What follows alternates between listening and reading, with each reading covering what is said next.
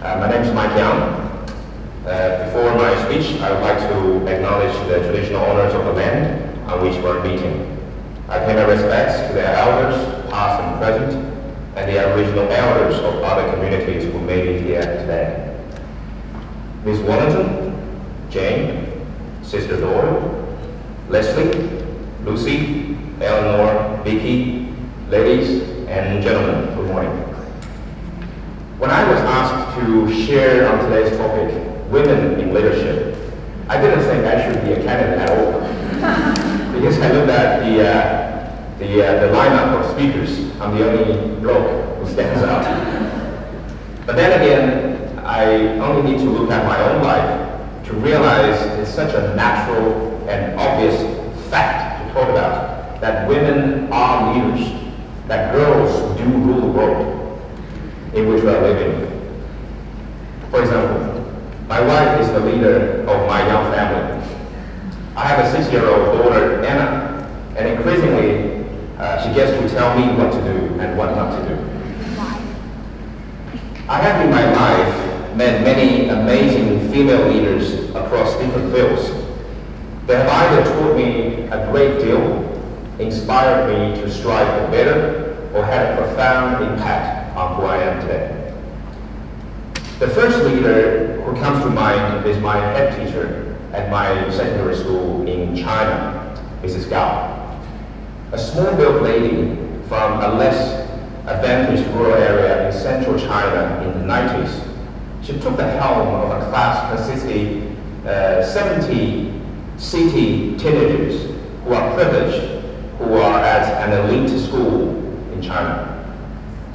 She's always energetic and empathetic. She was the motor of motivation for every student in her class and every student after the previous class. She used to stand at the front of our classroom every Saturday morning, telling us, "Rise up, boys and girls, rise up and shine," in her own language and her own very passionate body language. So much so that even the least bothered student would feel the love and care from her as if she was our grandma. She told us, for a country girl like her, the only way to make it out of a poor village was through education. That's why she started for it. And the best way for us to be whoever we wanted to be was education too. Very sadly, she passed away a few years ago to brain cancer. But her words and her action to inspire us are always remembered by my classmates and I till this day. The entrepreneurial leader I wish to share is from my own family, Aunt Jing Li. She's the younger sister to my father. As the youngest of the 5 children, she answered the call of China's reform and opening up policy in the early 80s. Went to Zhuhai, a seaside city next to Hong Kong and Shenzhen, known today as part of the Greater Bay Area in China. She started one of the first property companies in Guangdong province with her husband, back then a civil engineer who came from a poor fishing village. It was a time when private businesses had only just begun in China, in which society has just started to learn and embrace enterprising spirit. She was the family's pioneer in venturing into business world. Now her 2 daughters also run a successful property company here in Melbourne. And her son is a Melbourne grammar boy, is studying finance at Columbia University. Aunt Jing Li would always encourage me to pursue my dream. She would say, "Go for it. Look beyond your horizons. The world is big. Go for the largest market and the biggest stage where your talents are recognized. When an opportunity presents itself in front of you, say yes. Even if you feel unsure about your own abilities at the time, say yes first. Then try and figure out what to do later." It was with this attitude about life I said yes to the opportunity to work with the A-League and the NBL in Australia. not knowing if I could really deliver at the time, but later found out that the world would align for you when you are so determined on your goals.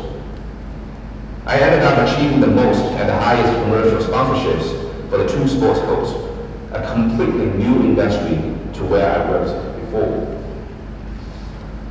Prior to starting my own company, I worked in politics, where a state premier was my boss. I remember vividly the lady who showed me to my office later became the longest serving chief of staff for the premier. But the first person I advised was an Olympian turned politician. Having won over 40 World Cup medals, including 17 gold medals in aerial skiing, Kirsty Marshall was elected a member of parliament in the Victorian Legislative Assembly when she was 33. Less than 3 months later, she was famously ejected from the lower house chamber for breastfeeding her 11-day-old baby, Charlotte Louise. Because at the time, even babies were considered strangers that cannot be allowed into the chamber when Parliament is sitting. Subsequently, the Speaker of the House set aside a room in which female MPs can feed their children without violating any rules. Now, 19 years later, after that, women make up almost half of the Victorian cabinet here in the state of Victoria alone. And federally, we have Australia's Foreign Minister Marise Payne as the longest serving female member of parliament in the country, and of course, Penny Wong as a prominent female politician who is of culturally diverse background. I have worked for Julia Gillard, our first female Prime Minister. I've worked with Helen Kaplis, TV presenter turned chairperson of the Victorian Multicultural Commission, as well as an array of excellent female mayors and councillors in Australia. Politics and business aside, I served one term as president of the Chinese Community Council of Australia Victorian chapter, an advocacy body for Chinese Australians. My vice president was a lady from Taiwan, and my successor was a lady from mainland, who is now deputy mayor of the city of Glenmaris. During my 2 terms as ministerial advisory council members to the past and present Victorian cabinets, portfolios such as trade, tourism, sports, and major events all had some terrific industry leaders who are women. I find them to be great initiators, both articulate as well as proactive. All these amazing ladies, they're also mothers, daughters, or partners, each unique in her own right. They all share some common qualities: great in listening, consultative, perseverant, a wonderful team leader, as well as a player.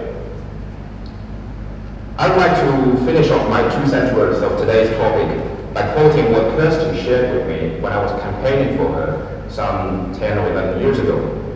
She said, "I used to jump 15 meters off the ground with my ski boots at Mount Bula and across the world. I am also a mother, so what's to fear in life?" I'm sure with the kind of teachers you have here at Lauriston and the kind of mothers you have by your side, you will all learn a great deal and lead a meaningful and satisfying life that's destined to make a difference to your loved ones and to the world around you. I would like to once again congratulate today's organizers and volunteers of the 2022 Lauriston TEDx event, and happy International Women's Day to you all.